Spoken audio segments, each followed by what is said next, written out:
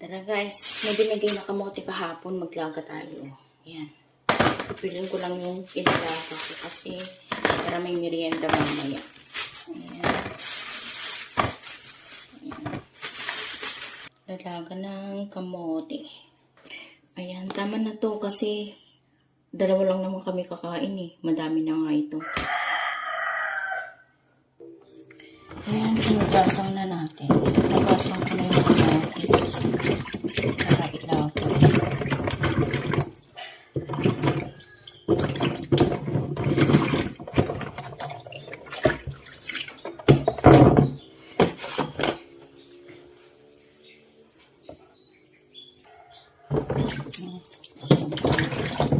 Hinugasan natin isa-isa.